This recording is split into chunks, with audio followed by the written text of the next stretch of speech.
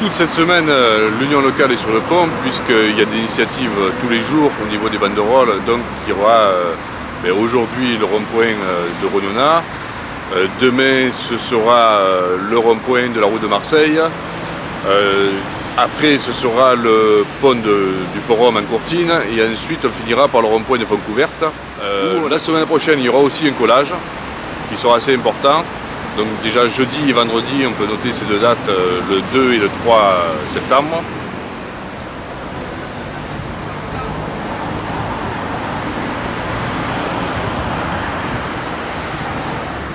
Sur l'hôpital d'Avignon, on fait des tournées de service pour voir quel est l'état de la mobilisation, pour inciter le personnel à venir. Bon, on a un souci, c'est le service minimum et les effectifs réduits dans les services.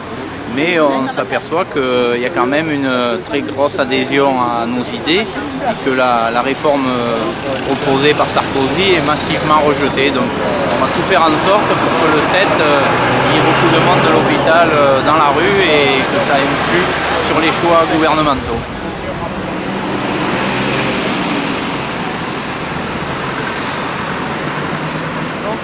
On a envoyé chaque semaine une lettre d'info par courrier électronique à 2400 agents par leur messagerie professionnelle. La 6e lettre part d'ailleurs aujourd'hui et on en fera encore une, je pense, la semaine prochaine. Par ailleurs, on a un courrier qui est adressé à tous les syndiqués qui va partir demain, qui appelle sur le 7 avec du matériel d'information, notamment le 4 pages confédéral.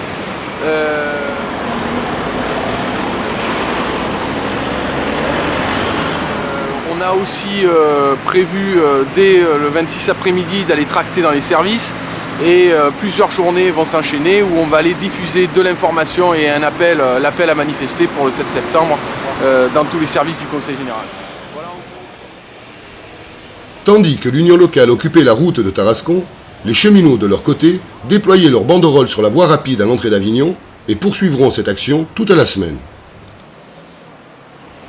Je crois qu'il y a un gros travail d'information encore à faire, mais je pense que le travail qu'on a fait cet été, on va voir à la rentrée comment il a porté ses fruits dans les jours qui viennent et en diffusant dans les services.